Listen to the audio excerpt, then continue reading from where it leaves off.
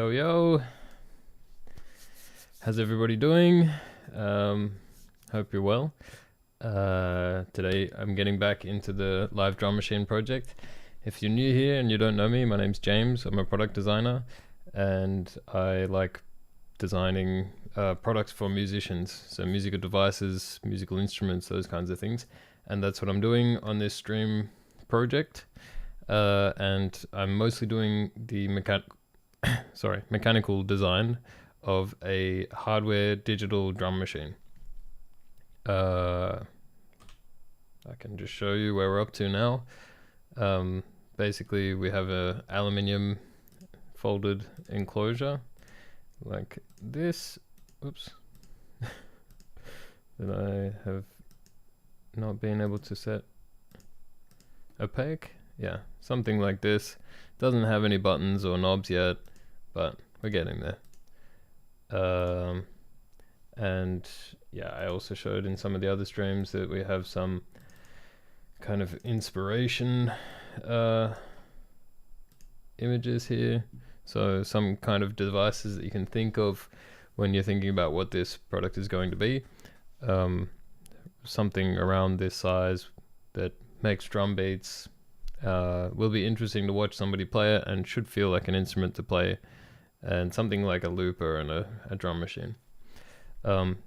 More stuff is coming on the functionality side of things, but I'm also working on that with the other guys who are working on this project in parallel to doing the mechanical design. And yeah, for now on the stream, I'm just doing the mechanical / industrial design. So if you're interested in that, then follow along.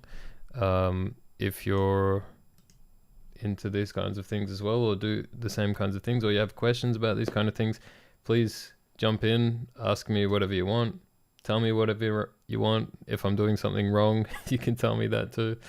Or, feel free to just tell me how your day's going or whatever. But yeah, I can see there's already a couple people, which I don't know if you guys want to talk or just watch. Either way is fine for me, but I'm honestly just so grateful that anybody is interested in watching this at all. So it's really exceeded my expectations. So yeah, very happy to see 3 little eyeball icons there. Yeah, I'm gonna get into it. So let's go back to SolidWorks. On the last stream, I added in these MIDI jacks, and we did something a little bit tricky here with the way that they're positioned. I put them on a vertical PCB, a second vertical PCB that sort of attaches to the other PCB, and that will be attached either with some kind of screw brackets that will screw down into the, solder onto this PCB, or I could do some fancy thing with like a little support corner PCB thing that we could just solder everything in place and hold everything together with solder. Whether or not this is a good idea from a design for manufacturer point of view, probably not. But we'll see. I have seen other devices do this method though, of the vertical PCB to mount jacks, and that can allow us to put some other different things on this vertical PCB, like some LEDs or a power button, those kinds of things. So I think it's a good idea. I'm going to stick with it for now until for some reason I'm proven wrong. But yeah, that's what we're going to do. I do want to just fix one little thing about this before I move on. If I make this transparent, you'll see that there is one pin of these jacks that's kind of stuck inside the PCB. And I also don't know if this is going to be the exact height position of this PCB. So depending on where it is height-wise, there could be one or more pins that are interfering with this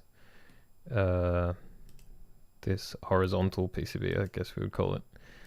So I want to just quickly fix that, and I think I'll do that by just adding a little cutout here for the legs to fit through.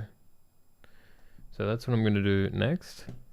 And of course, If you know me, we're going to do it in the most OCD way imaginable. But I like setting things up really well in the beginning so that I don't have to do as much work later on when I'm moving things around or changing things. Everything should be set up in a way that it just automatically updates. It's the power of parametric modeling. So, yeah.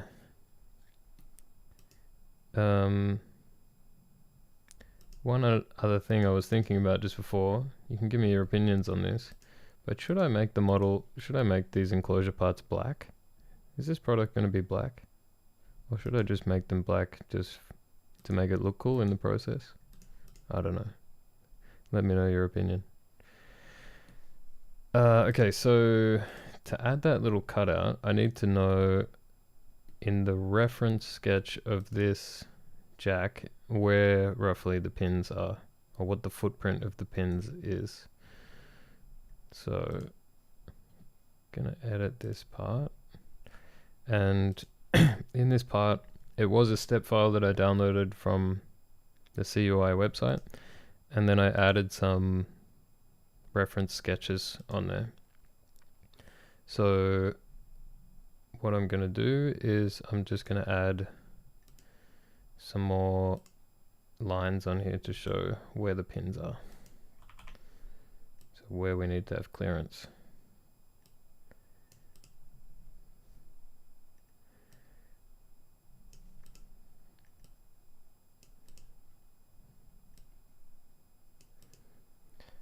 Now if this was just a sketch and didn't have any geometry, and I was going to try and copy this, I would need to have some point of reference for where this is sitting horizontally. So I'm going to split this line so that this line is a certain distance from the center and this line is a certain distance from the center that I can copy. I don't know if this makes sense in anybody else's head but mine because of how weird I set these things up. But if you get it, then nice to know somebody's thinking on my level.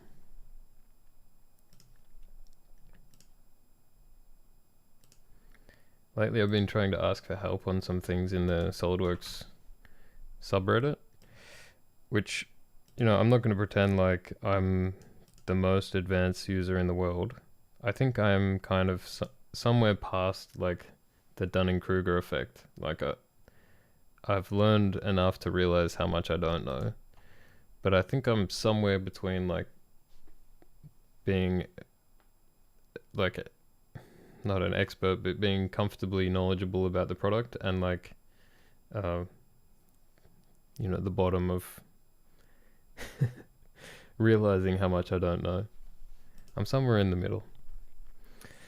But the thing is that I'm noticing about trying to get help on certain topics is like, maybe it's not necessarily that it's such an advanced topic, but it's just that I want to do very niche things. And I think using this program for 11 years has put me in a position where I can find very niche things that I want to do with the program that may not be advanced, but they might just be uncommon. Yeah, so I've been struggling a little bit to find people who understand what I want to do and also can advise me how to do it.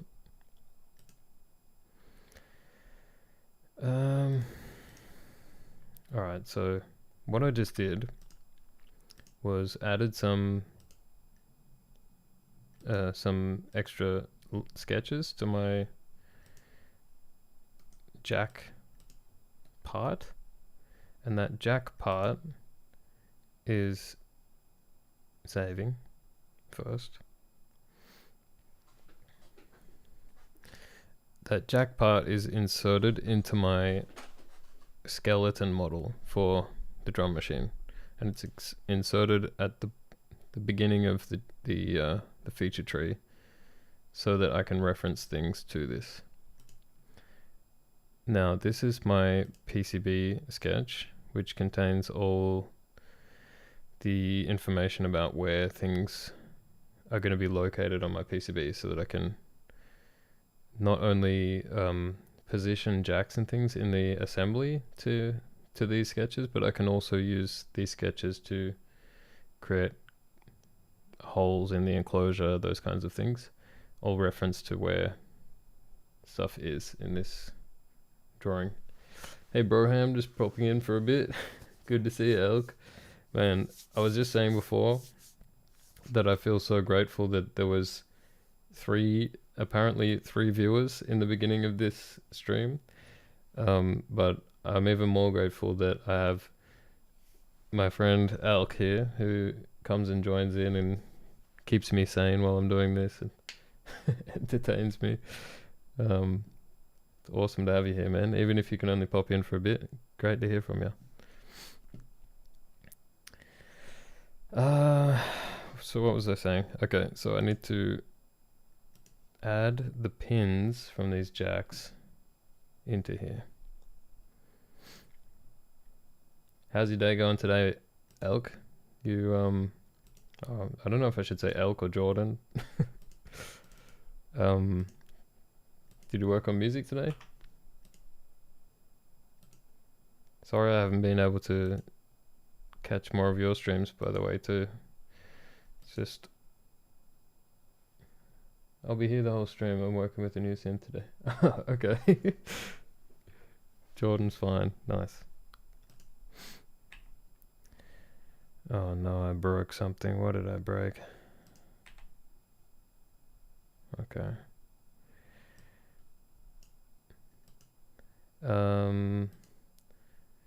I'm working on a new synth today.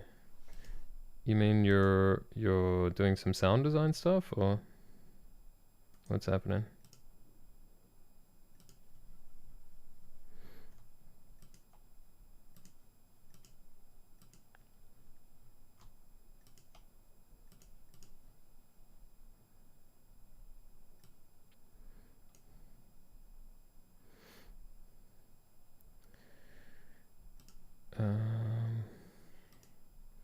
Haven't been streaming recently. Once I have something neat to share, I'll pop on. Okay, yeah, that's fair. I'm doing sound design on the Roland. It arrived a few hours ago. Oh, cool. You mean this? I thought it was a drum machine you showed me yesterday. The SH, what was it? SH40D or 4D or something?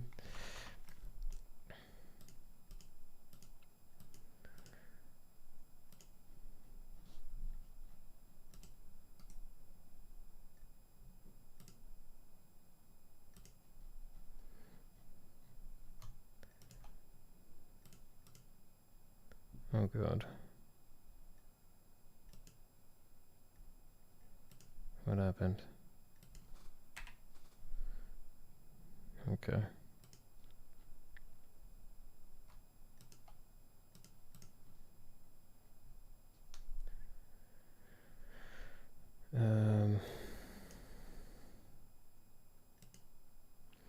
Yeah, so what I just did then was I added in this little rectangle, and that rectangle represents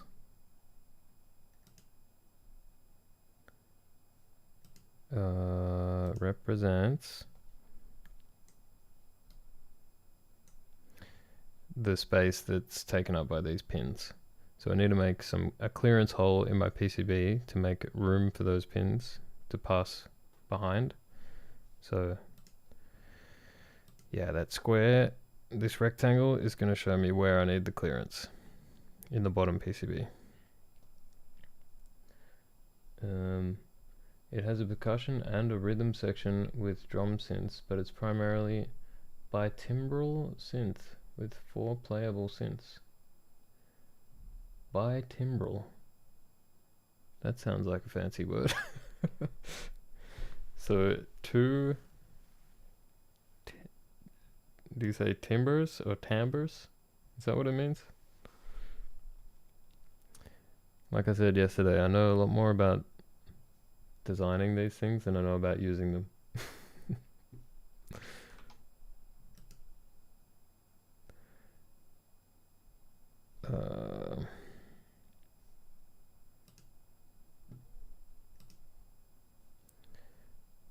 Okay, so now I'm going to add some clearance for these pins. 4 synths you can layer on each other. Okay, so 4 different voices, or? And the 4, like, is that including drum sounds?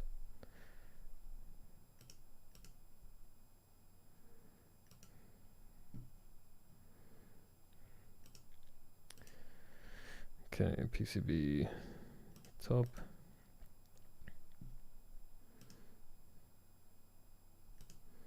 I'm gonna make this a little bit bigger than it needs to be.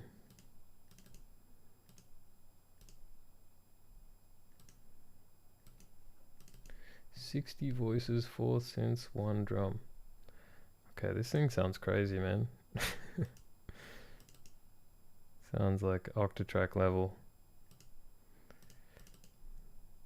I mean, I also don't know that much about the Octatrack. I just know that it does a lot of things. Or it's complicated to use, whichever you prefer.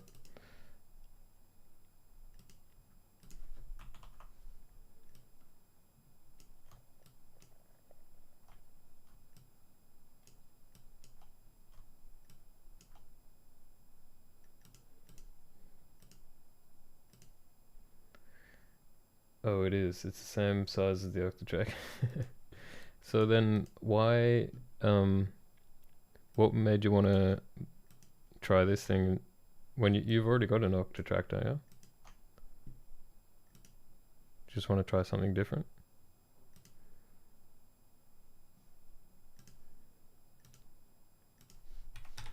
Okay, I'm gonna add 0.5 of a millimeter clearance around the pins.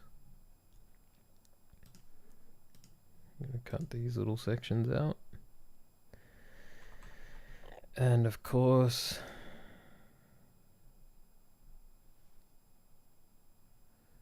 you know what?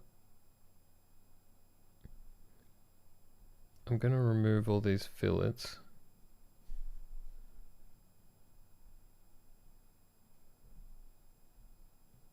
Because I'll just do it after, I think.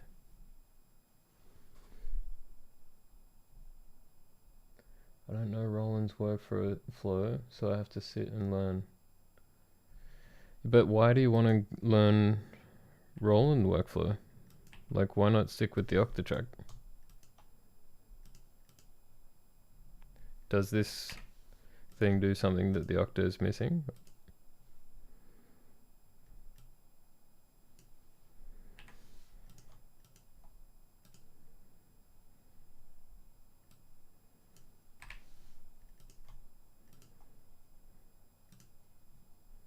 Oops.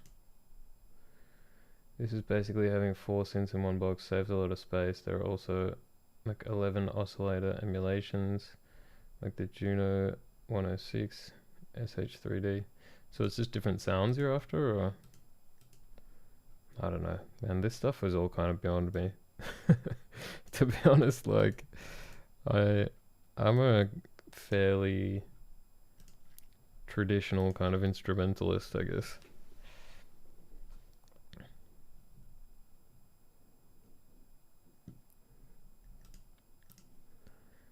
Alright. So I just added the cutouts for the pins.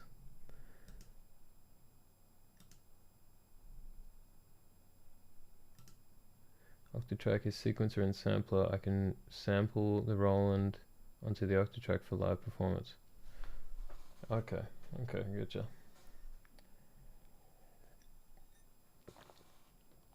But Octatrack also doesn't Octa also have a synth engine in it? Roland is a sound source, if that makes sense. Yeah, I getcha. I thought that the Octatrack also had like some kind of synthesis in it, or is it only samples? I don't know. Alright. But if we focus back on the CAD, you can see now that my pins have space. And no matter where I decide to put this PCB, they'll have space. If I want to add some fancy fillets and stuff in here, I've got another way I can do it. Rather than doing it in the sketch, I'll do it as features. So first I'll do a hole feature for my internal corners. I'll put one, I'll put them all on all the internal corners like this.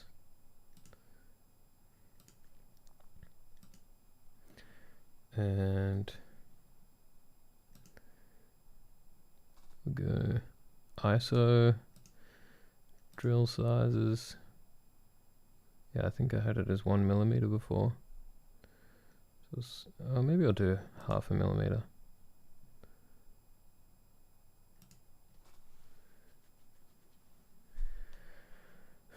Octa is just a sampler / performance brain as far as I know.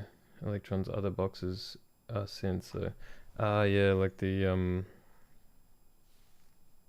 what is it called?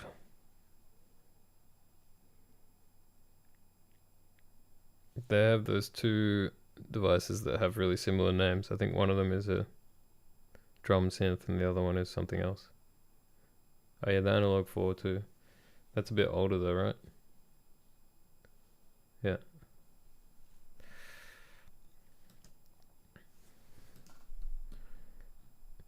Oops, I don't want to.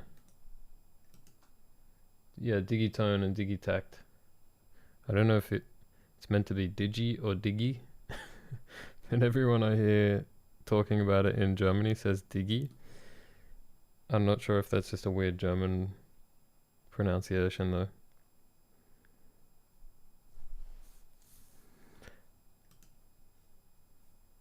Just turning off countersync. Okay. I've got my little clearance holes. I can add some fillets.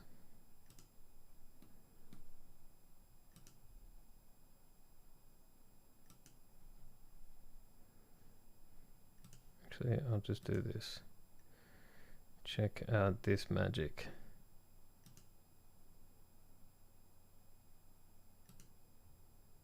Boom.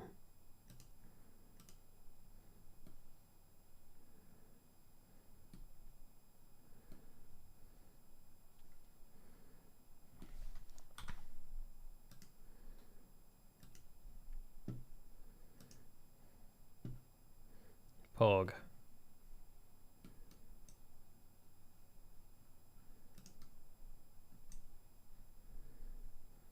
Can hide this sketch.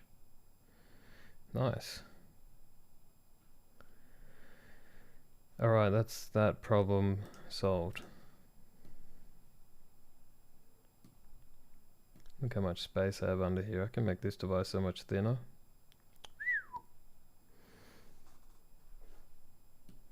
It's like GIF and GIF.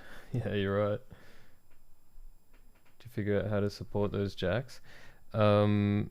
Yeah, so I'm thinking I either put like you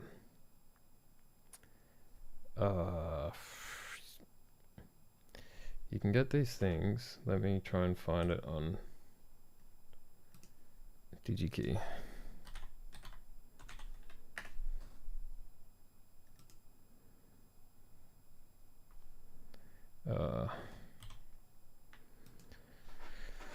So what would it be called? Like a screw bracket or something?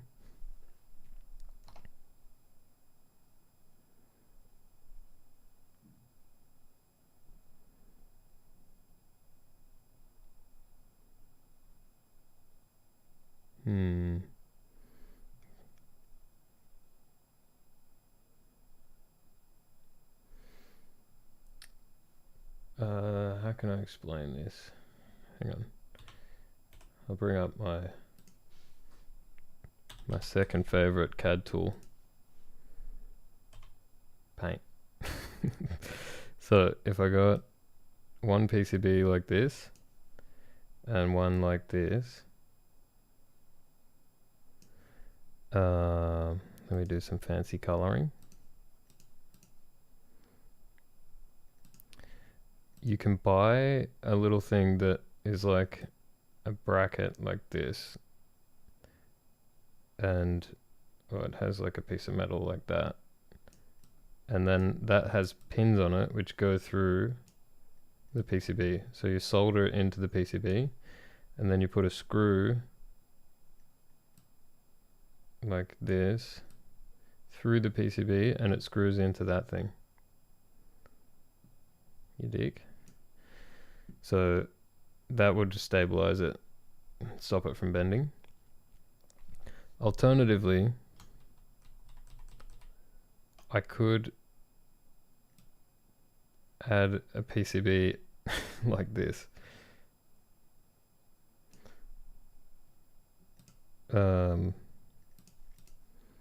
Which might not be very nice from a design for manufacturer perspective, but I could like solder it here and here and here and here onto the boards.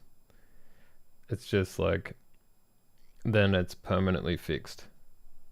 So the option with the screw bracket thing is probably nicer because you can remove it. But I mean, the cool thing about this is if you actually use solder to join the two boards together, you can also connect the traces from the jacks across the solder, if you know what I mean. Otherwise, if I do the screw-on thing, I'll also have to have a way to get the wires from this PCB to connect to the wires on this PCB, the traces. So I might have to have something like a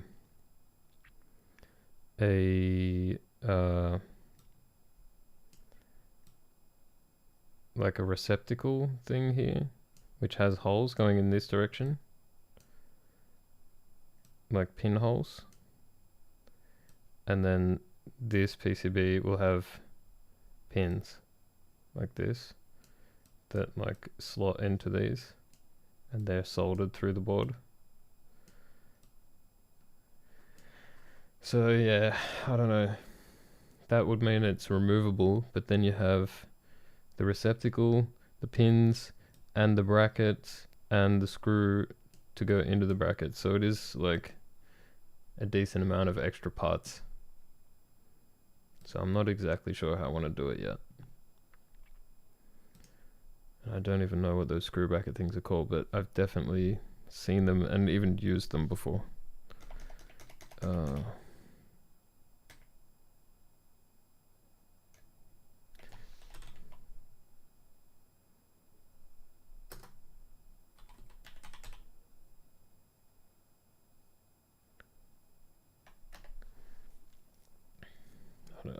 I don't know what you would call it.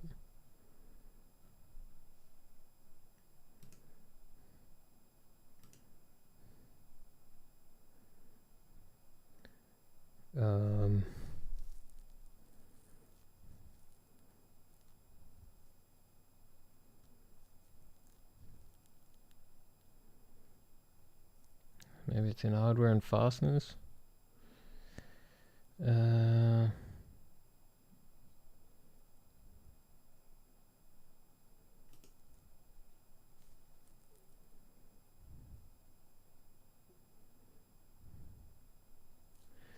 Yeah, okay, so we've got board standoffs. I'll need those as well. Board supports. What does that mean?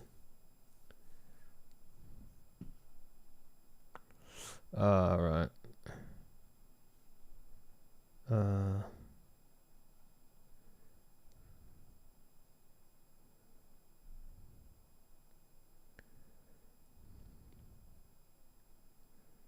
Mounting brackets could be it.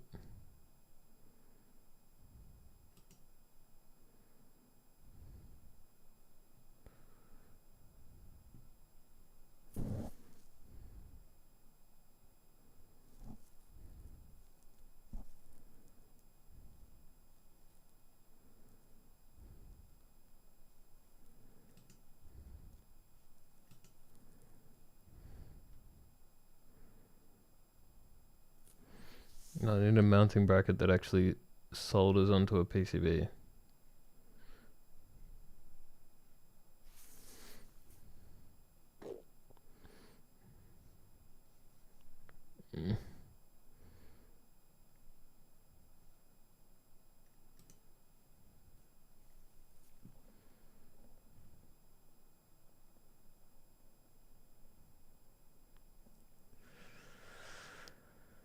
Yeah, I don't know.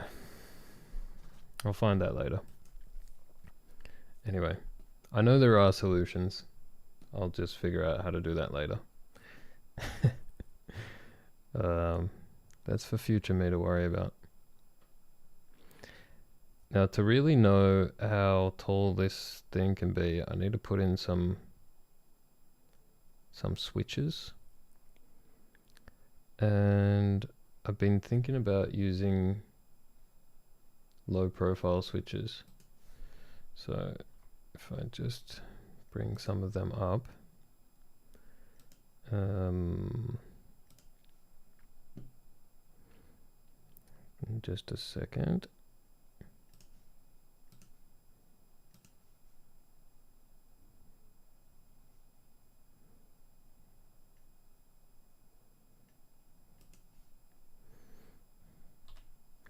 Alright, so I was thinking about getting switches from Gateron or from Kale. Now, Kale have some nice box switches, and they also have these low profile switches, but they have fairly unusual mounting holes. Whereas the Gateron switches, they also have low profile switches, but they have a more standard kind of, I think it's a Cherry MX mounting hole. So I'm tempted to try these ones.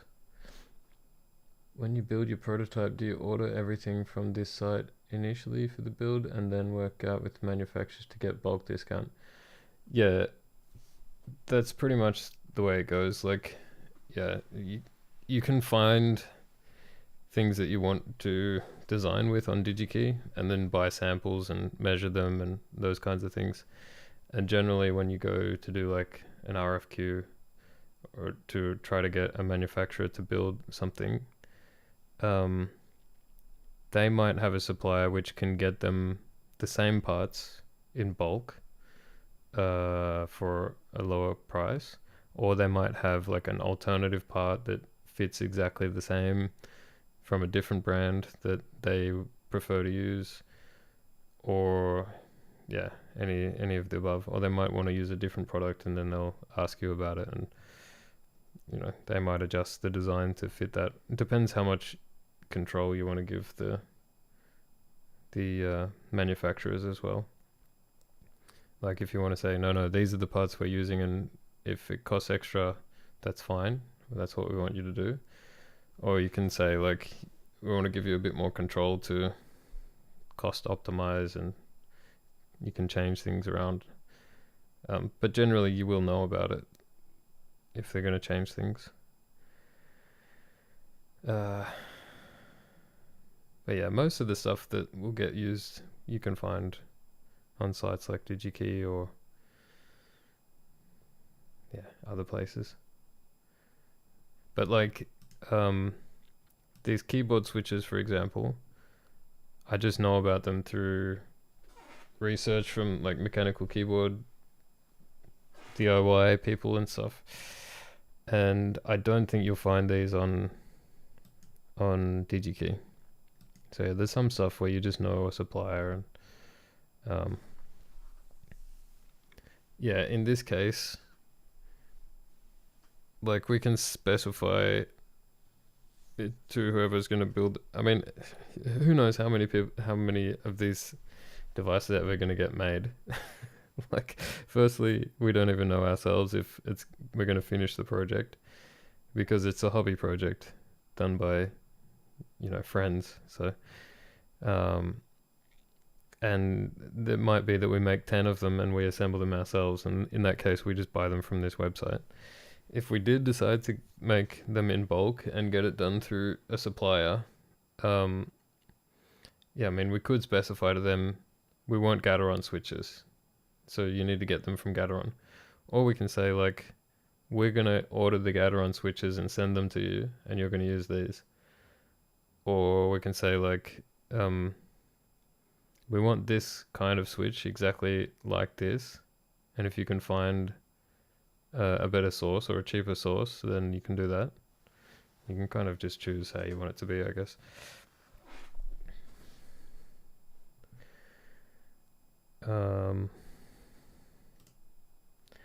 Yeah, so these switches, I think they look pretty cool.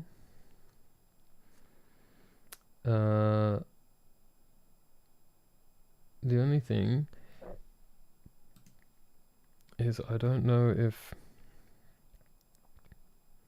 I can get a CAD model.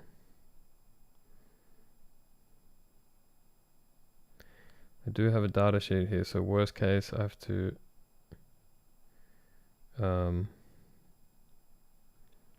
make a model myself, which could be a bit annoying.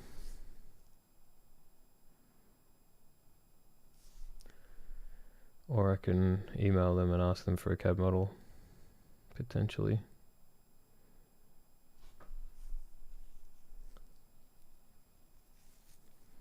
What to do?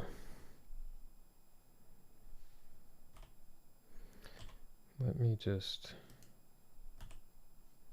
see if I can Google it.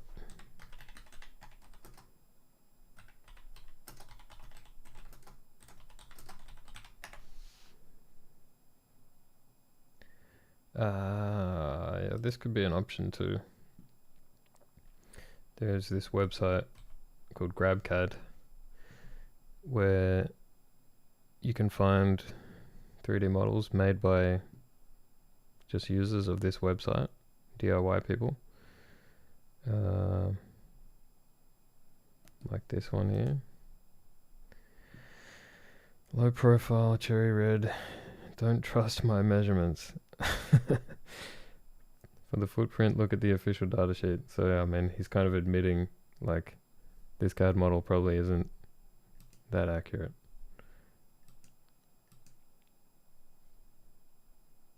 So I appreciate the honesty.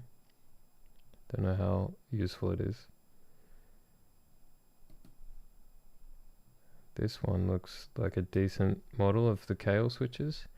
And you know, if they have some kind of Russian or Eastern European name, they're probably really good at CAD modeling. That's just how these things go. Not sure why. There's heaps of CAD and like CG modeling wizards in the Eastern Bloc.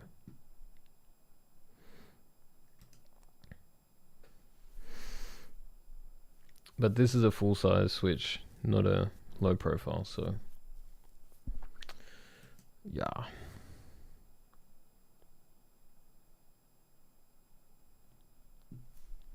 But I have got Cherry MX search there, but let me try the second page actually.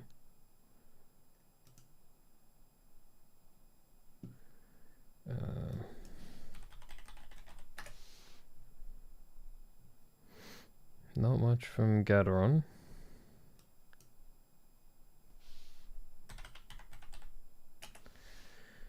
Kale. Okay, someone's made the Choc switch, which was this alternative one that I was thinking about.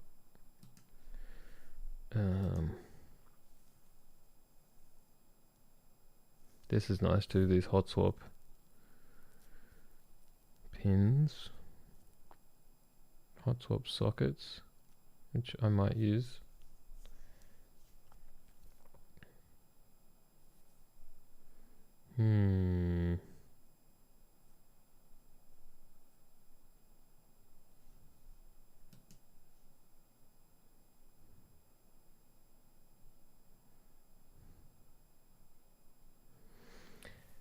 There is another option for switches, which is Keychron. Keychron makes some really cool mechanical keyboards, and they make low profile keyboards as well, like this. this I've been seriously considering buying just for using at home. So I'm really into these full size keyboard layouts with the numpad, as you can see here. But yeah, so these guys sell keyboards with their own well, this is a Gateron switch, and then they have their own Keychron switches, but they're optical switches, which means that instead of using mechanical contacts, like metal on metal contacts, they use like there's an LED and a sensor mounted on the PCB, and the button just has like a pin that goes down and blocks the light between the LED and the sensor, and that's detected by the sensor. So the switch itself is just like a plunger with a spring on it, and you have to put the light and the sensor on the PCB. So it's a little bit more complicated, but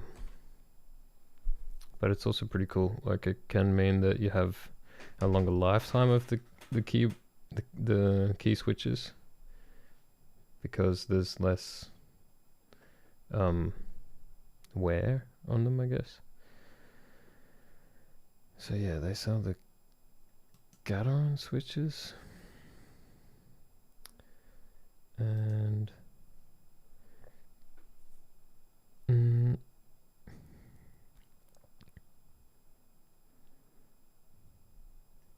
the Keychron low profile optical.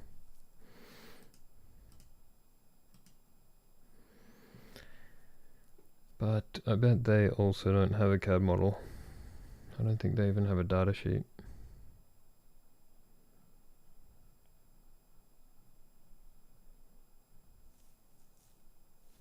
That's pretty slick. Only other strange one I've seen is a keyboard that uses Hall effect sensors.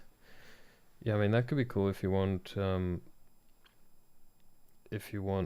like pressure sensitivity, like depending how hard or how fast you press the key, it has a different behavior. It'd be like an analog key rather than a digital one. So what am I gonna do?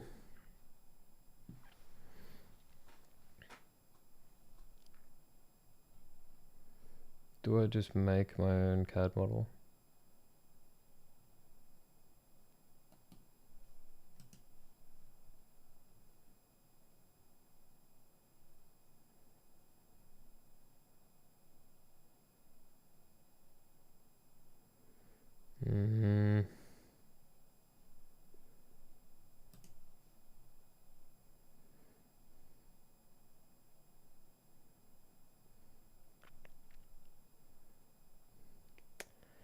Yeah, see, I think this gives me close to enough information to try to model it. But ideally, I would just buy one and use my trusty vernier calipers, which for some reason have gone crazy. Like, I accidentally closed it in the case with something stuck on top of this button, and ever since then it just hasn't been the same.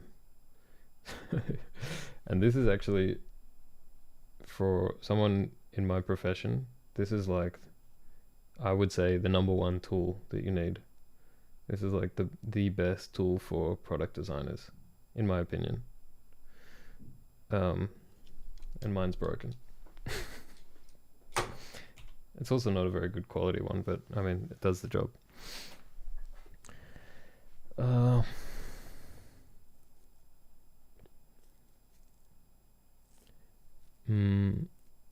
Maybe I just make some very basic model just as a placeholder until I get a good CAD model, and that can just give me an idea of how big things need to be.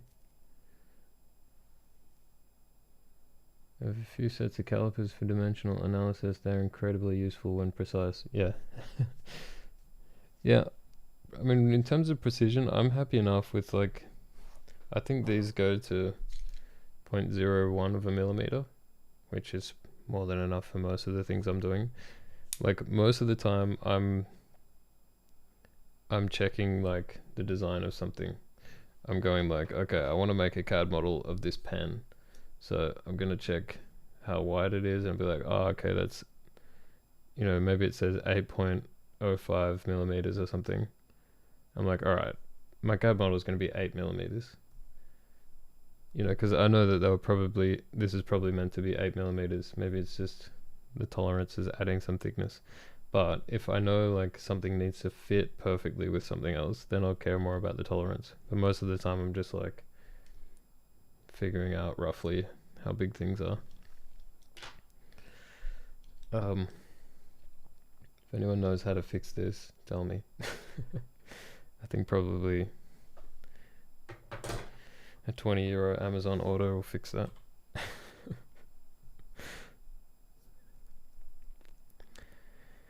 I don't know yet what to do about the switches, and I still haven't heard from the other guys whether they would prefer low profile or not. And the other thing is, if you see here, the switch, oh my god, the switch itself clips into a,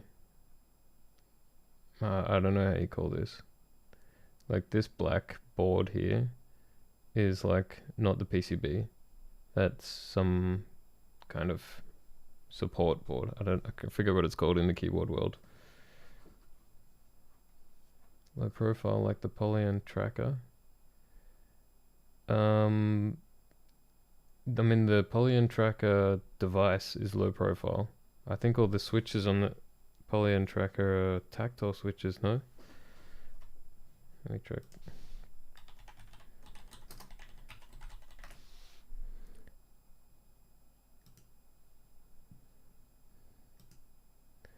Ah, yeah. They do have mechanical switches. Yeah, I have to check that. I forgot that they have mechanical switches.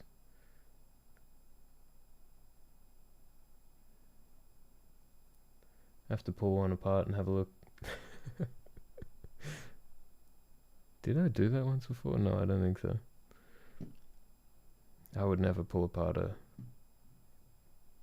product to look at what parts they use. I have a V2 with mechanical switches. They're pretty short travel too. Yeah, I wouldn't be surprised if they're using low profile switches. And I also wouldn't be surprised if they're not using like a known brand. I mean, they might be, but they might also just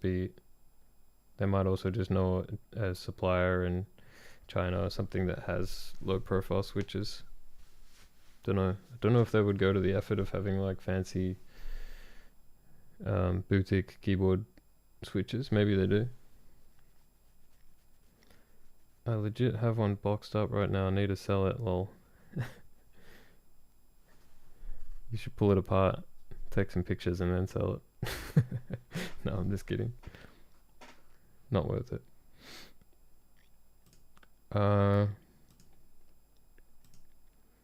Yeah, so what I was trying to explain is, so yeah, this black board is like a piece that the keys clip into, like the body of the key clips into it, but then these two metal pins have to go through the PCB into like this hot swap connector thing. So there's kind of two layers, like there's the PCB layer, then there's this board that the switch clips into, which is slightly above the PCB. That's not necessarily necessary. It is when you want to have hot swappable switches because you want them to click into something. But yeah, that means you can pull off these keycaps, and this is still firmly clipped into this board, and you have to unclip it to pull it out of there. But we could do it so it doesn't clip in, it just attaches to the board. And the switches here, you can see they're just kind of floating above the surface of the keyboard. But if you look at the Polyend tracker, they're recessed in a hole. So there's a key cap shaped hole in the device, and they're sitting inside that hole. So there would then be a gap underneath that, and then the switch. I think this is how we want it to be. So that means it's not only the switch that needs to fit between the PCB and the enclosure, but also the keycap. And I don't know if we're going to make custom keycaps or we just try to find some generic square keycaps like this. Not sure if I mean they probably customize theirs. This is a very basic mold. I don't know. God, this makes me want to get a Polyend and have a look. Oh, maybe I'll look up some YouTube disassembly videos.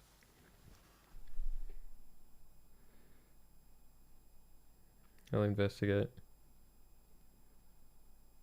Just for research purposes. I'm not going to copy exactly. No, but I mean, stand by. No. Don't disassemble your tracker that you want to sell. It's all good.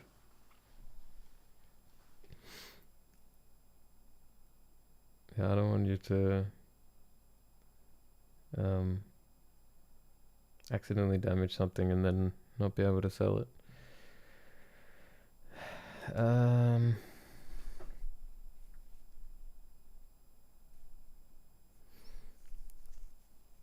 I'm wondering if I should just put some basic models from GrabCAD in there just to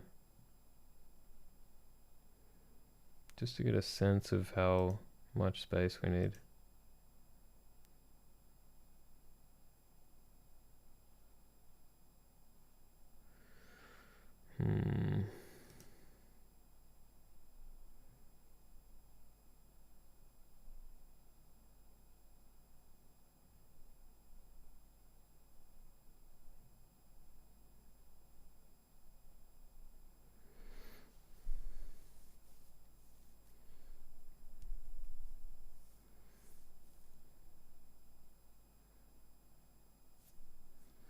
Or I could just work on a different component.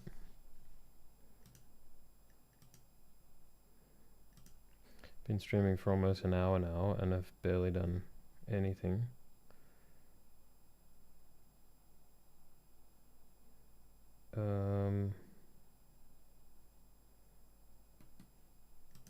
This could be cool because it's got keycaps in it as well. Oh, it's just a keycap.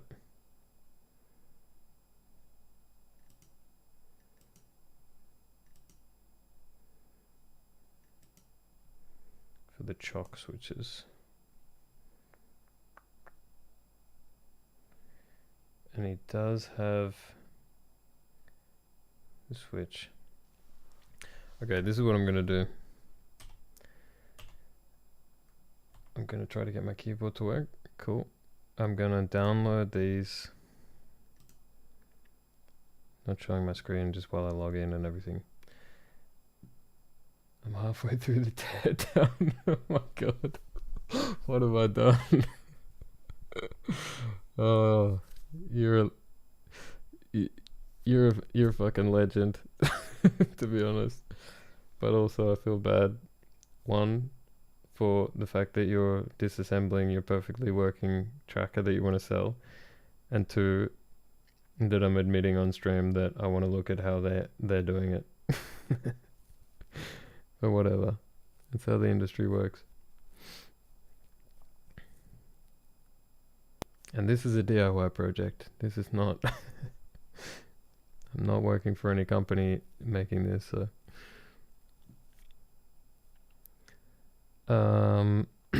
Yeah, so I'm going to download the keycap. And I'm going to download the switch. Hello. Raya? Am I pronouncing that right? Hello to you too.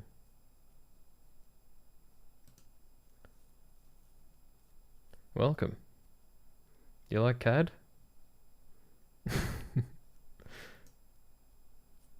Vibes emo? For Vibes emo. Alright. Almighty algorithm has placed me here. Lovely. Well. All hail the almighty algorithm.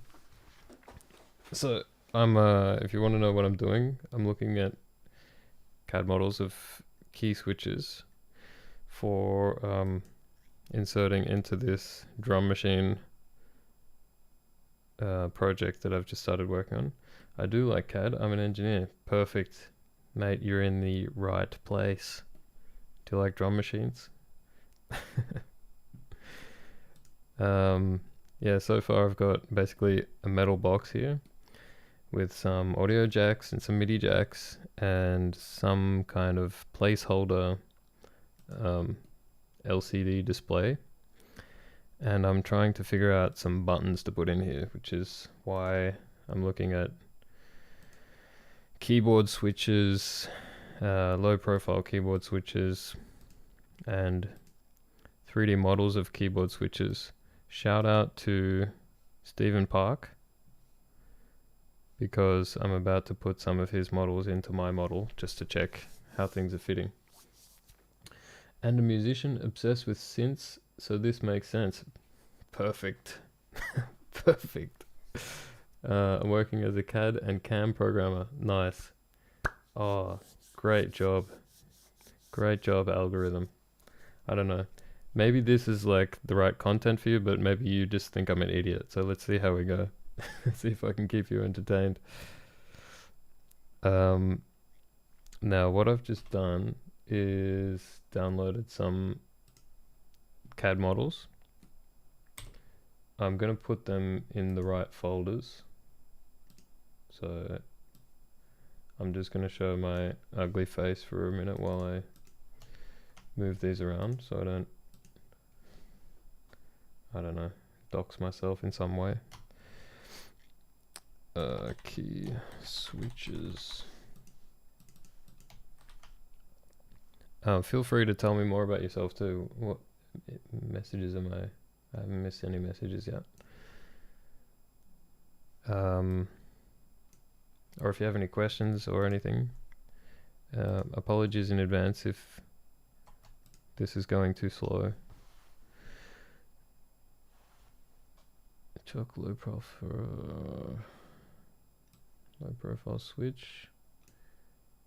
Okay, one of these I didn't download somehow. This one. No, I did download that one.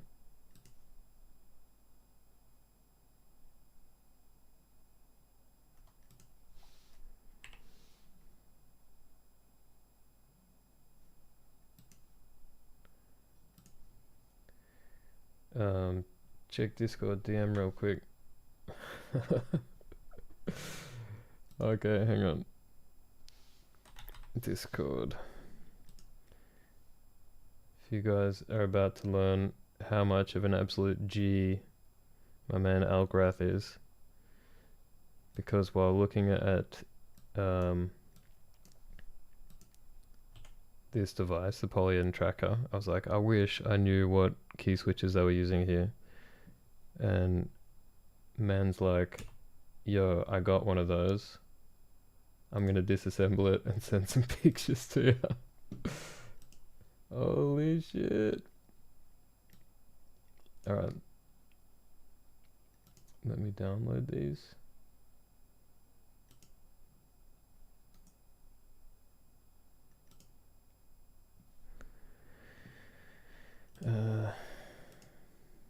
Dude, you were, gotta say, you were so quick to disassemble it.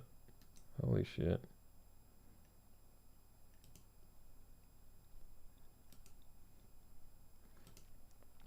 Man, the power of the internet is blowing my mind. You guys are too good to me. Sorry, I missed your message, Raya. I'm very laid off at the moment, so now I spend all my time watching music slash engineering videos. This is great content, mate. Oh, thanks, dude. Really appreciate it. Yeah, I'm hoping that there is a niche for it, and some people get something out of it, you know. So yeah, awesome if you love it, if you like this content. Just give me one moment because I tried to download some files and they didn't work.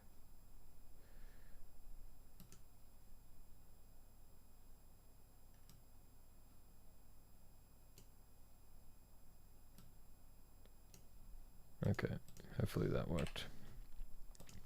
All right, let's look at the pictures my boy sent.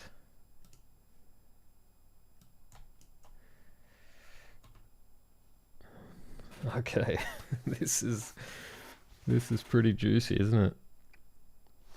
So these look like they say kale on them. Am I imagining that that's Kailh? So I think we might be onto something here. Or maybe Polyend is onto something. Yeah, that looks like kale, doesn't it? Kale browns.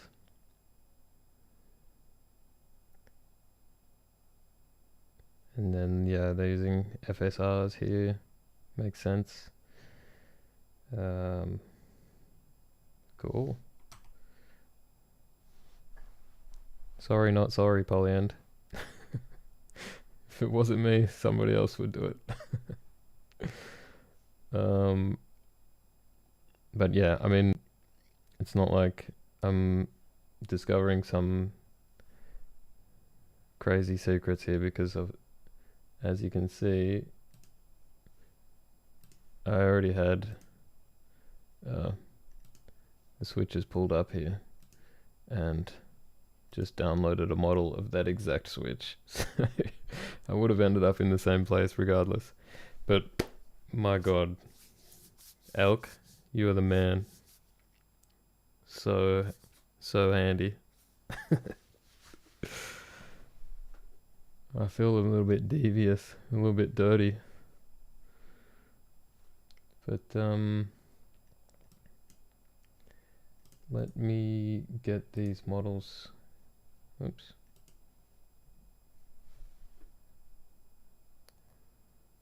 Let me just get this off in case I accidentally show some random shit on my screen, which usually I manage to not do, but you can never be too careful.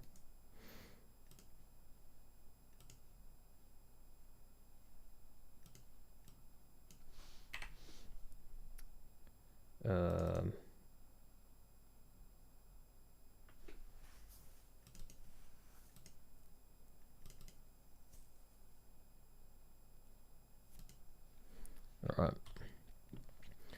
Here's the switch that our good friend Stephen Park was it Stephen Park?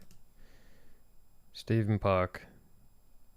Shout out for modeling this. This looks really good, and the file just contained a step file, which is fine. Didn't need to be SolidWorks. Step file is great. It's how can I say it? It's you know, agnostic, software agnostic. That's what I wanted to say.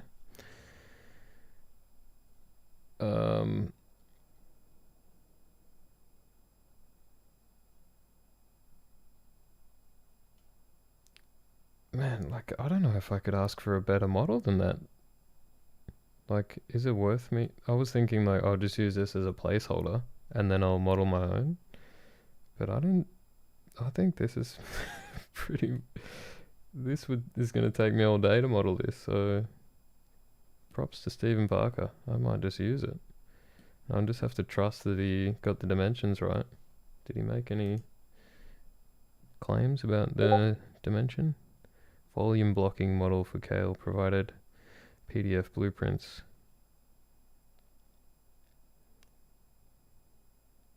Did you get more detailed PDFs from Kale which are better than the ones on their website? I trust him. I don't know. Tracker is reassembled and back to rocking, lol. My god. Dude, you are quick. You used to work on like aircraft, right? So it makes sense. But dude, man does not fuck around. I mean, I say this all the time because you're constantly making videos and constantly making music and stuff. You do not waste any time. Alright, let me check out these keycaps. Okay, nice.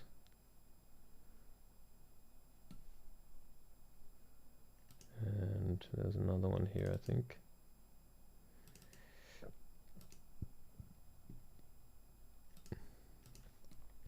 Looks pretty much the same. I don't know if I would use this exact keycap. I kind of like the flatness of the polyend ones. Not this. Yeah, I kind of like this flat vibe.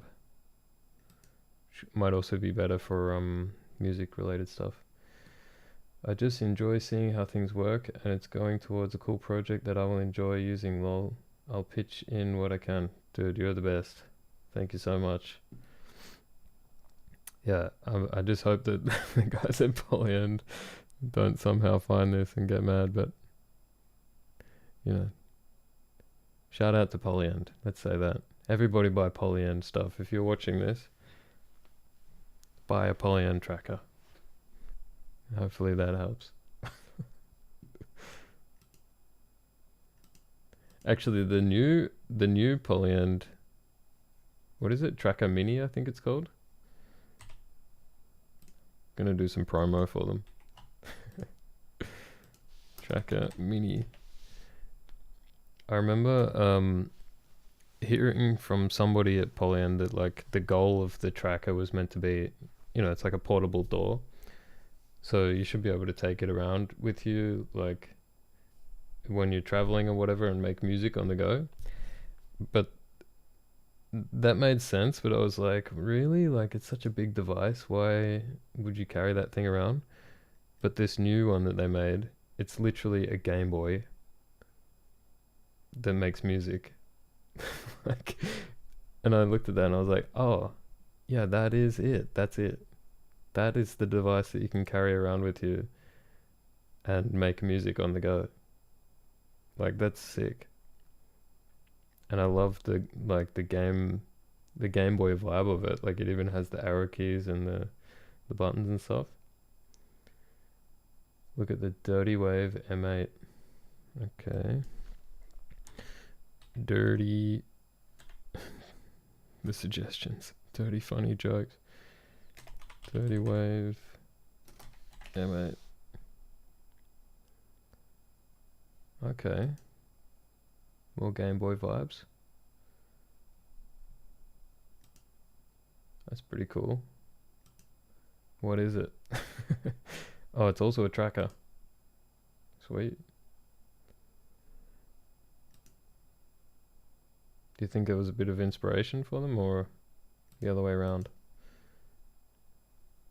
Anyway, that thing destroys the tracker. Whoa! This is a Polyend advertisement that we're doing here. Don't go saying that it destroys the tracker. Tracker is great.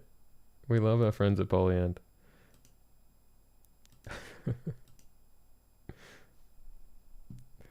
Anyway, let's get back into this.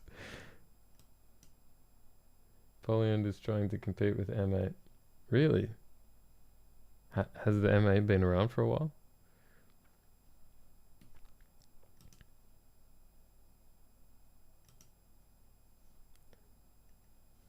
Okay, what I've realized is this key cap is angled, and I think the other one isn't, so that's better.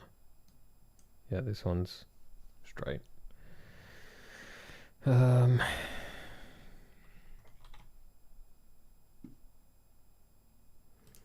now, I'm gonna just...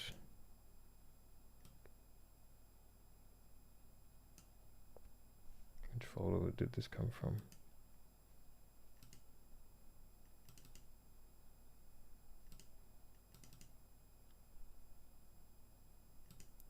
Funky Monk.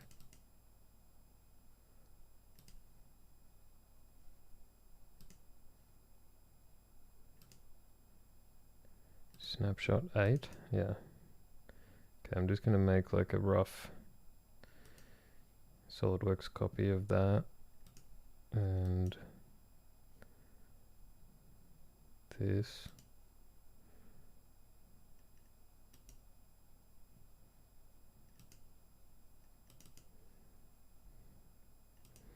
I'll make another version of this later where it's like oriented so it's pointing in the right direction.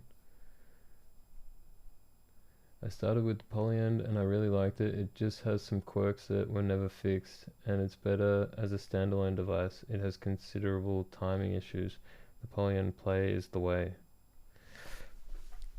Yeah, I mean, that makes sense. I can appreciate that angle. Like, you're saying that it's more of a standalone device, which I think that that was kind of their target. And you're wanting something that fits more into like a setup with a bunch of different devices. So yeah, maybe it's not the right fit.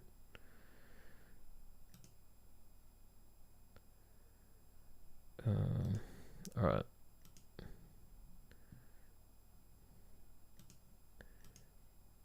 I'm just going to put these in a very basic way.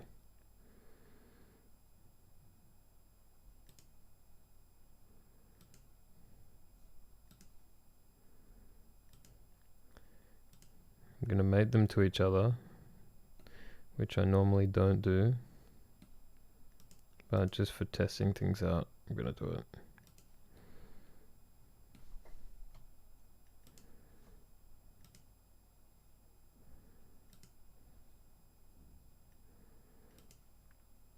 I hope that he's done this in a way that these fit together like this.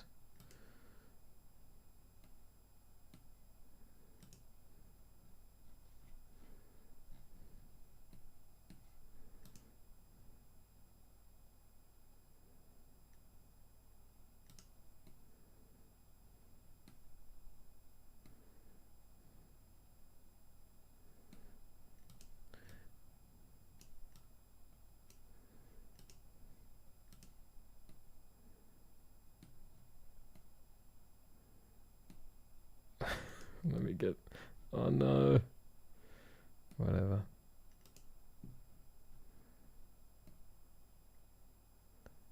Nope.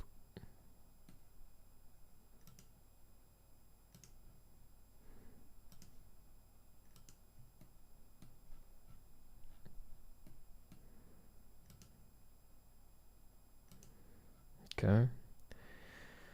I hope that's the height of the not pressed state. But it looks a lot lower than it was on the Polyend tracker.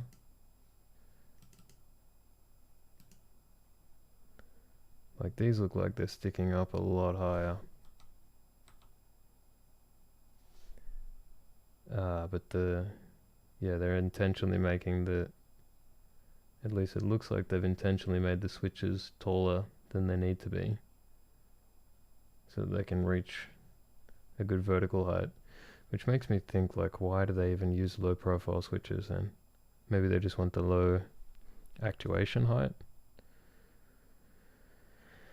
Not sure. Interesting choice. Because this looks like it's super low profile. Anyway, gonna make this with this the other way around, and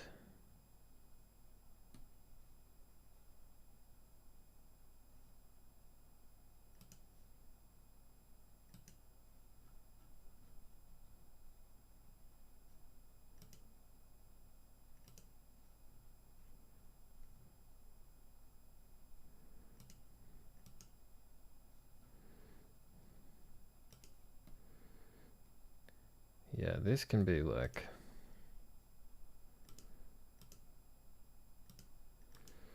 this device can be way small. Look how much space we got there. So if we look at everything in context, we got jacks, we got the display. Things will need to fit under the display, I guess.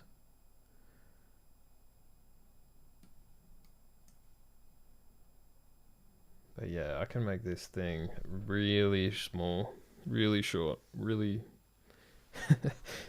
What am I trying to say? Low profile. Let's have a look. PCB right. Edit.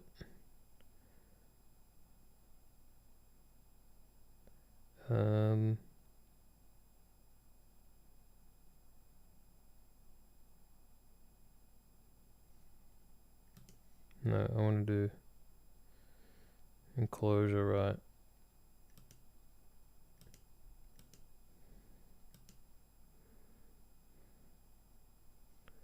No, I want to do right reference. No, where did I put the height? Okay. Let's make it 20. And see if everything updates.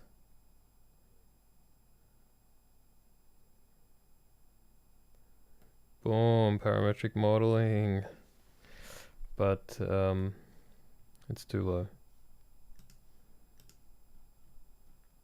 The PCB is like sitting flat on the bottom, and the jack holes are cutting through the bottom plate. What's my background in design, manufacturing? My background is I did a degree in product design engineering in Australia, which is a bit of a weird course. It's kind of a cross between mechanical engineering and industrial design, I guess. It's technically an engineering degree, but we do like sketching classes and CAD classes and all that kind of stuff. And the final year project is like part research project, like an engineering degree, and also a design portfolio, like a industrial design degree. I then started working for a CAD subcontractor, I guess. I was designing like a lot of art installations, a lot of stuff in America, but also in Australia, like big monuments, statues, museum and art gallery installations, like kind of architectural art installations, I guess you could say. Like sculptures that people can go inside, and they need internal structures with staircases and all that kind of stuff. And lighting and those sorts of things. Then I moved to Germany, started working for a startup called Mod Devices, which is where I started getting into music tech type stuff, and worked on some projects with them, like the Mod Dwarf, and a bit on the Mod Duo X and the expression pedal, which is how I came in contact with Elk, because he is a mod user, and we, just got in touch with each other through the forums and stuff. I've since left mod, And I now work as a UX designer at a speaker company here in Germany called Teufel. Um, but it's I'm not doing any CAD design. Well, I do a little bit of CAD stuff there just for prototyping, but it's more like UX specification and that kind of thing. So I kind of still crave the mechanical design, which is why I'm sitting here doing these projects at 11 o'clock at night. Speaking of which, I didn't realize how long it had been. I will wrap up soon. But yeah, that's my background. So I started studying in like 2012. Um, Graduated in 2017 and started working. And yeah, I've been working since then. So I guess I'm like professionally designing for 6 or 7 years. I was also um, freelancing while I was studying, and my SolidWorks experience is like, yeah, since 2012, so I guess 11 years now.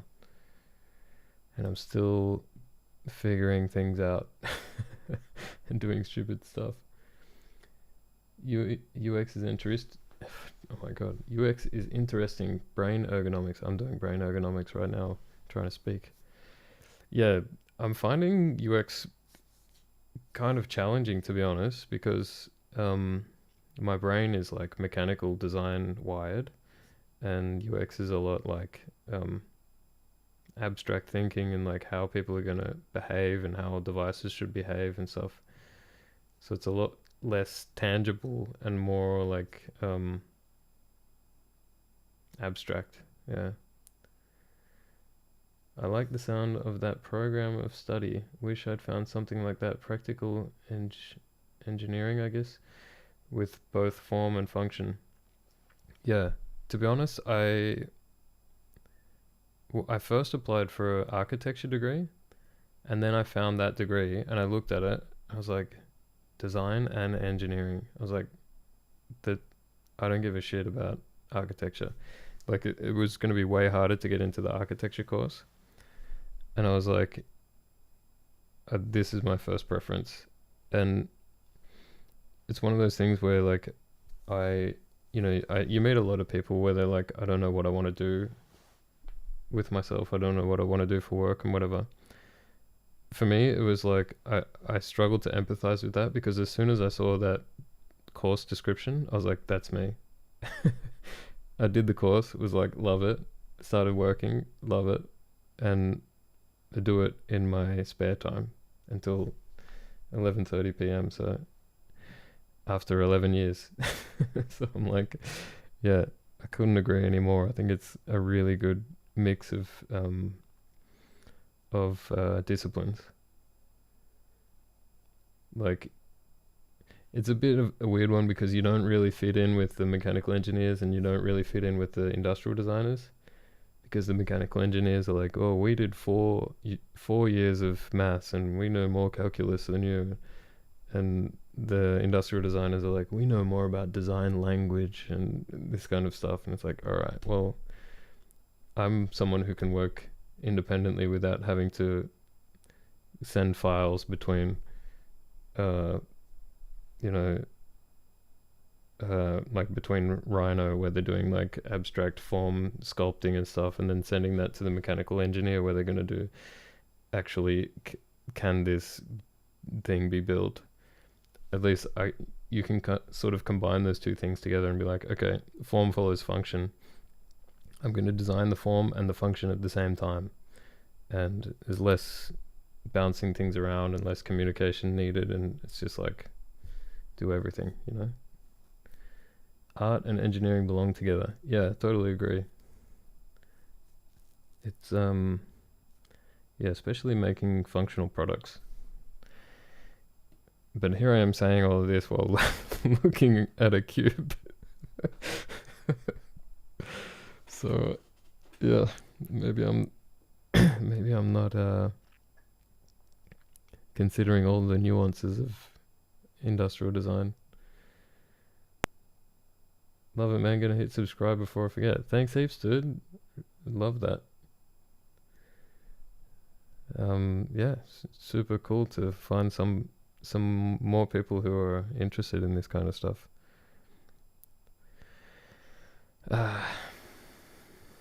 Yeah, thanks, man. What did you study, by the way? Or what's your background, I guess? How did you get into CAD?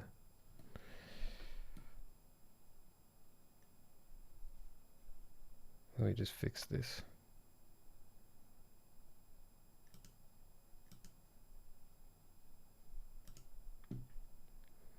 Wonder if 24 would be enough.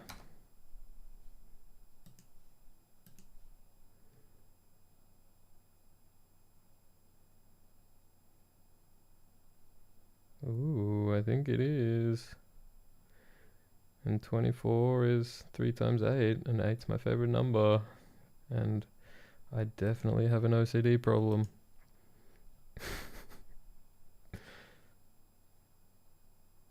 This looks like a nice size though. Am I right? Look at this thing.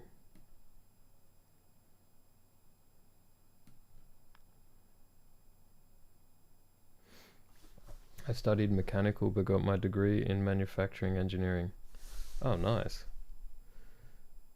Yeah, I did at my uni we had this thing called a minor stream where you could do like 4 subjects that gives you a minor in a specific topic, and my minor was manufacturing engineering as well. Not my major though. Worked at a handful of startups and ended up at a big corporate aerospace company for a few years. Then they had budget issues. I feel that. Well, you've got something in common with Elk actually, working in the aerospace world. Um, yeah, I worked at a startup as well, and it was the startup that had budget issues. Won't get too much into it. Trying to get back to creative engineering again now. Yeah, nice. Yeah, I think it's good to, I mean, especially between jobs, it's good to just work on things that you enjoy, and sometimes you can add those things to a portfolio, which helps you get noticed and helps you get jobs as well. So,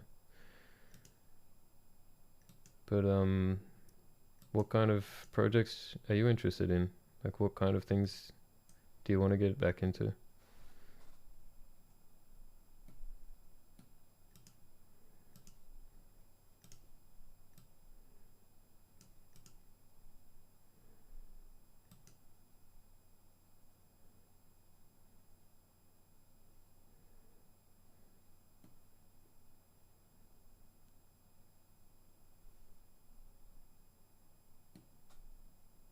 Just heard a weird noise. Oh, I'm so stoked with this guy, Stephen Park, for making this model. So good.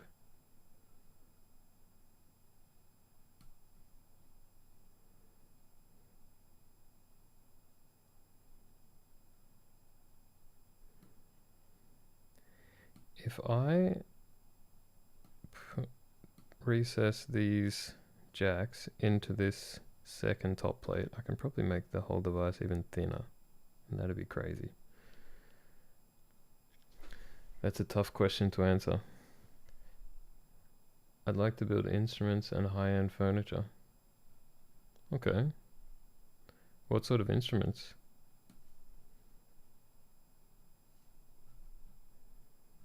You said earlier that you play music, right?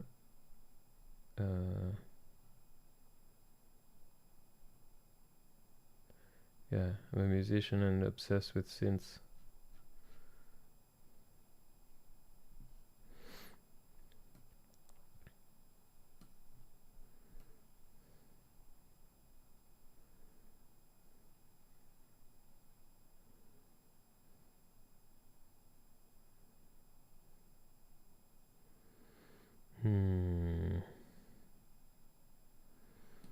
Does this chock switch have pins here because it has an LED? What are these pins for?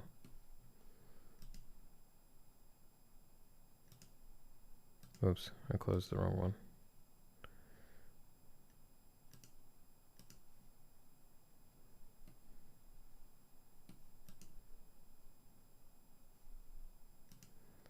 Oh, Stephen, by the way, seriously great work on this model.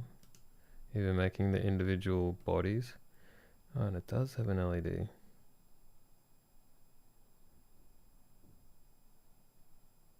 I wonder if that can be an RGB LED.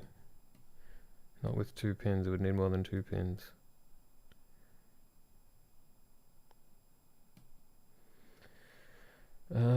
Electromechanical things, MIDI controlled analog things maybe. I've been following a guy who's building a custom Rhodes and that sounds incredibly fun. Dude, a Rhodes would be sick. And that's like a project worth doing too because Rhodes are crazy expensive. I love the sound of Rhodes.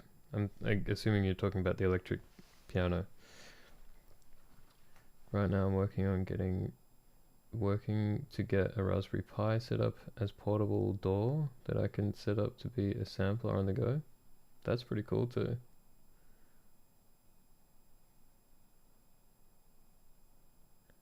Yeah, actually for this project, so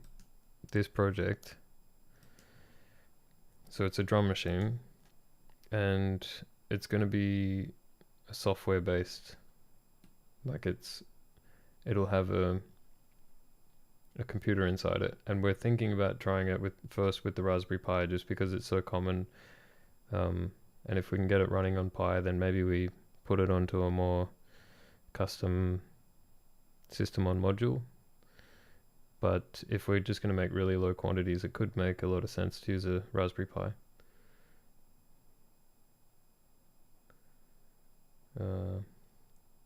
Another guy is building something like that. New Osmos expressive piano for cheap. It would be difficult, but I want that badly. Let me look that up.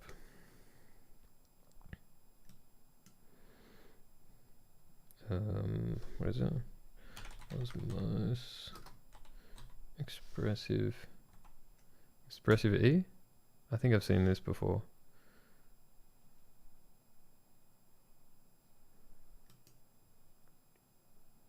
Like the keys move around and stuff, right? Where you have some kind of aftertouch.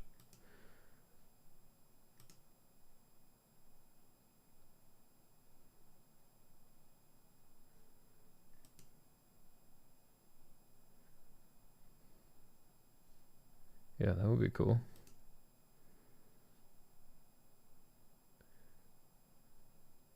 Yeah, Elk's into it. Nice.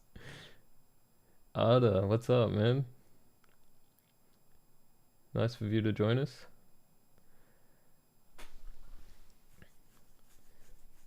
That piano is a game changer. Yeah, is this one of these new things that's like an aftertouch thing, or is it like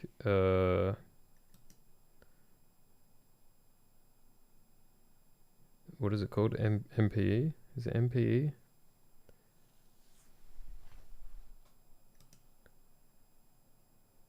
Jeez, it looks pretty mechanically complex.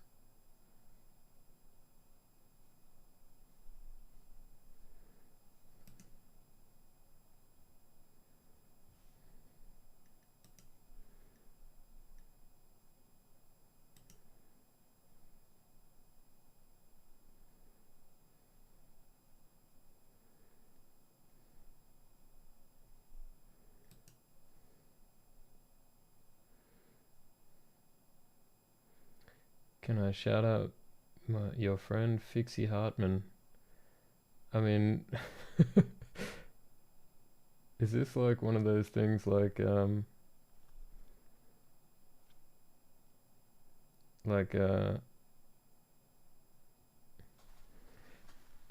what is an example? I'm on boomer mode right now. Fixie Hartman? Is that meant to sound like something?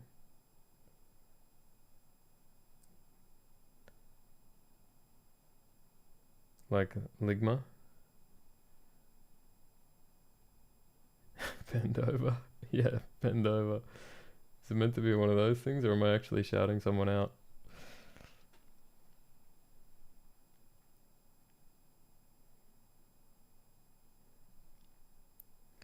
And my second question is Fixie Hartman a person um, worthy of shouting out, or are they like a criminal or something?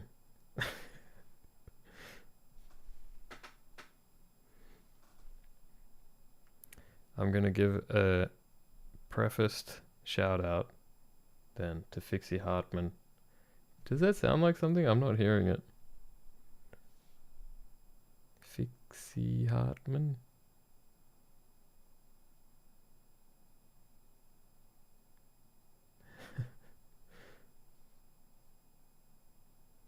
No, not a criminal. Okay. Well, if you're a good person, then shout out. Otherwise, um, we don't condone Fixie Hartman here.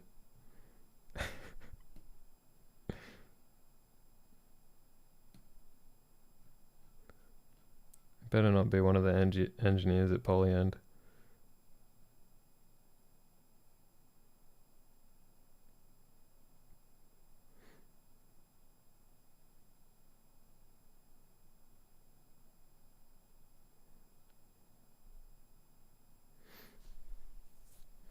Am I just being scammed into like promoting somebody else's YouTube channel? Because I mean, there's 4 people watching this, so I don't know if how useful my shout out is. Okay, I want to know if this LED can be RGB. Kale chalk.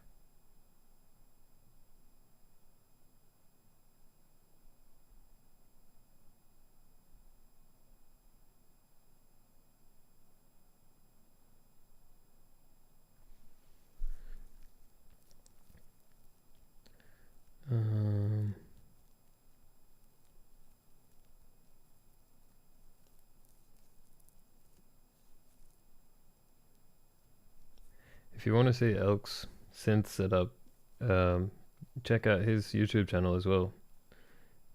He might be thinking that he shouldn't shout himself out, but you can. Yeah, Elk's channel has a lot of cool stuff on there too, and he does some cool streaming, so check him out.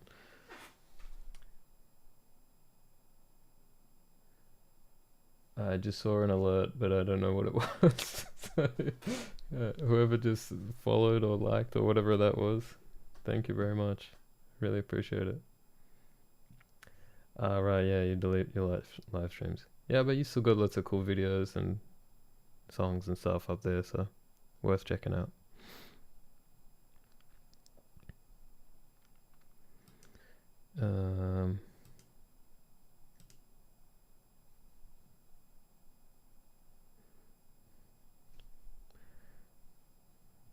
I see something about the LED.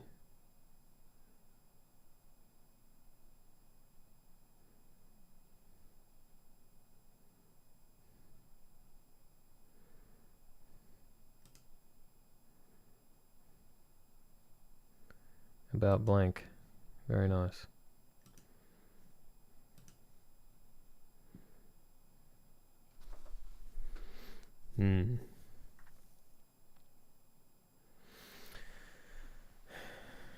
Okay, I don't know.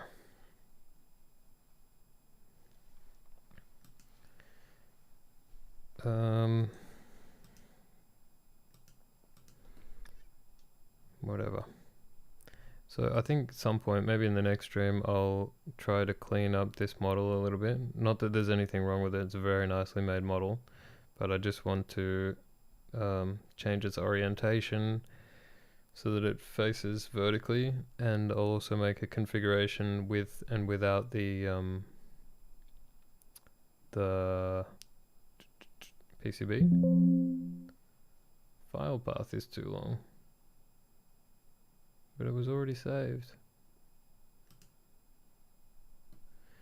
Yeah, and I might make a configuration with the button in the up position and the down position.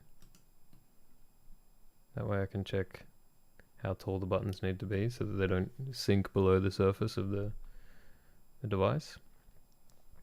Yeah, I think I'll worry about that next time.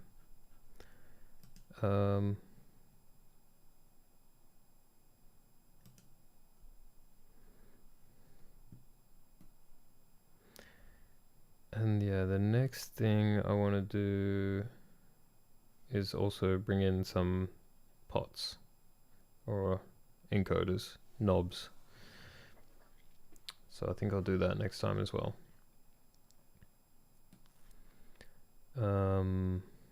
Yeah, doesn't really look like I achieved that much in this stream, but we found out a lot of good information.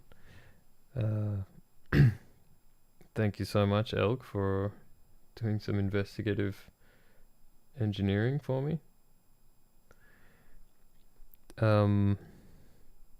Yeah, I added switches, made the device a lot thinner, fixed up this vertical PCB with pins that were interfering.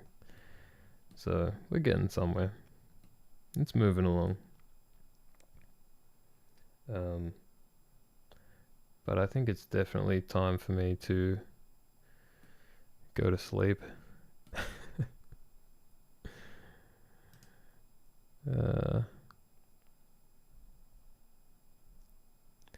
Yeah, I think I'll wrap it up. But yeah, what a good stream. I was thinking right at the beginning, I feel so lucky that there was already just 2 or 3 people watching. Oh, what's happening here?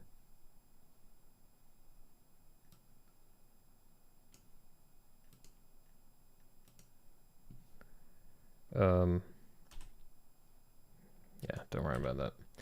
Yeah, I was saying in the beginning, I feel so lucky that there was even just 2 people watching from the beginning. Yeah, I'm surprised and thankful that anybody is interested in this stuff. So really glad somebody is watching. So it's super cool. And thanks to the new people that joined today. So I mean, we had Jordan Elk, who's a favorite around here, who came through with the goods, disassembled a product in about 3 seconds, sent photos of it to me, and then reassembled it like a madman. Yeah, thanks Raya for joining in as well. It was good chatting with you, and Vibes Emo, and who else? And Ada. Thanks for joining in at the end. Awesome to have you guys here, and yeah, if you enjoy this, that makes me super happy. And if you want to follow along and check out more, that also makes me super happy. And if you can spare a click on the like button, that'd be greatly appreciated as well. Hope the great algorithm will send me back here next time. Yeah, me too, man. Well, press subscribe, and then that'll be more likely to bring you back. Anyway, I'm starting to get a little bit delirious, so I'm gonna go to sleep. But yeah, thanks for joining in, and enjoy. Yeah, good night. Thanks, man. Good night to you too. What am I doing? How do I finish this? Sleep tight. Thanks, you too. Enjoy, guys. Thanks for joining. See you next time.